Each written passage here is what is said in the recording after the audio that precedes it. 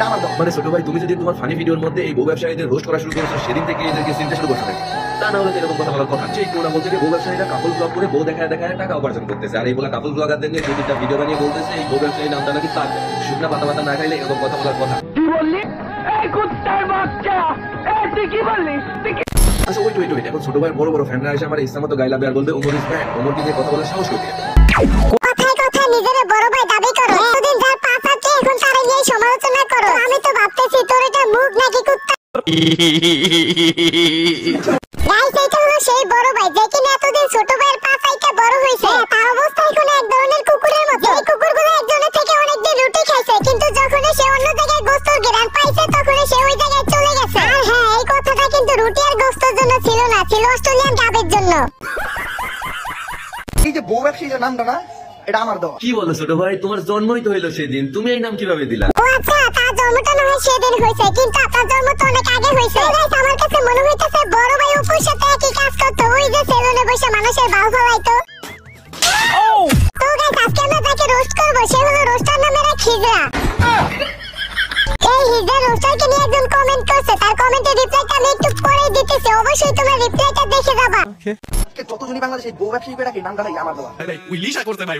আসলেই করছে, তা না হলে দেখেন আমি মনে হয় রোস্টিং ভিডিও শুরু করছি 19-20 সালের দিকে, তার আগে থেকে শুনে আসতেছি এই বউ ব্যবসায়ীদের কথা। মানে আমার আগে যারা রোস্টিং ভিডিও মেক করতো তারা এদেরকে নিয়ে কথা বলতো। হ্যাঁ তখন হয়তো কাপল ব্লগার বা বউ ব্যবসায়ীরা কম ছিল, এখন অতিরিক্ত হয়ে গেছে, বাট ছিল। হ্যাঁ তখন বউ ব্যবসায়ী ছিল, আর সাথে তোদের মতো কিছু রোস্টার নামের হিজড়াও ছিল। ওই গাইস এই কথাগুলো শোনার পরে কিছু স্বাস্থ্য ভাই আছে, তারা আবার কমেন্ট বক্সে গালি দিব, বলবো তুই কয়দিন থেকে রোস্ট করস, তুই এত বড় রোস্টারকে নিয়ে কথা বলো। হ্যাঁ কথা বলতেছি আরো বলবো, কিন্তু লজিক ছাড়া একটা কথাও বলবো না। হ্যাঁ তোর আব্বাই যদি আমার ভুল ধরাইতে পারে তাহলে রোস্ট আর করব না।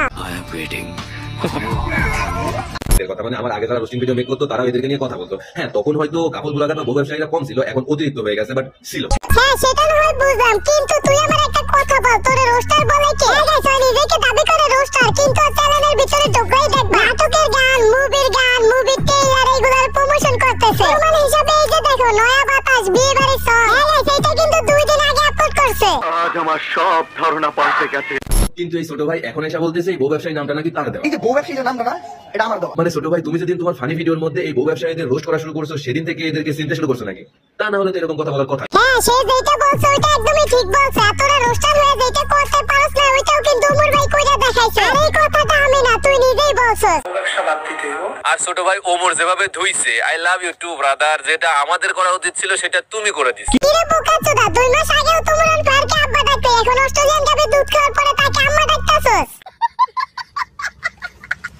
তারাই আপনার অতীত নিয়ে কথা বলবে, যাদের আপনার বর্তমান নিয়ে কথা বলার যোগ্যতায় নাই। তো গাইস আমিও যেই কয়টা ভিডিও দেখলাম সব কয়টা ভিডিওতে শুধু বর্তমান নিয়ে লাফাইতেছে। আমি বলতেছি আমার 6000 সাবস্ক্রাইবার হইতে আর অল্প কিছু বাকি আছে। তোমরা যদি এই ভিডিওতে 6000 সাবস্ক্রাইবার কমপ্লিট করতে পারো তাহলে কালকে শুধু আর বর্তমান নিয়ে খেলা হবে। আসো খেলবো, খেলা হবে।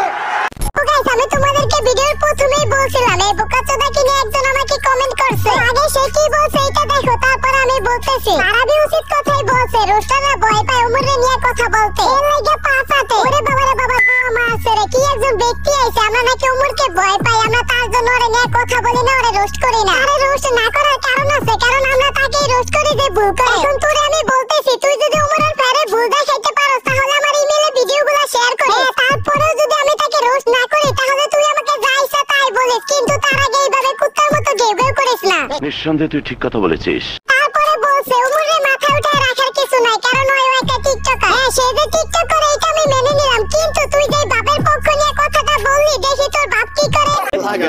ব্যাপারটা হচ্ছে গান, আমরা তিনজন আজকে আবারও আড্ডা দিতে আসি। দেখো এই হলো তোমার রোস্টার আব্বুর অবস্থা, তারা তিনজন একসাথে আড্ডা দিতে গেছে, ওইটা আবার টিকটকে আপলোড করতেছে। সে রোস্টার হয়ে যদি টিকটক করতে পারে তাহলে উমরান ফায়ার তো একজন ফানি কন্টেন্ট ক্রিয়েটর, সে তো অবশ্যই টিকটক করতে পারে। সে যে টিকটক করে সেটা ঠিক আছে, কিন্তু তার টিকটকের ভিতরে আলাদা একটা অ্যাটিটিউড আছে।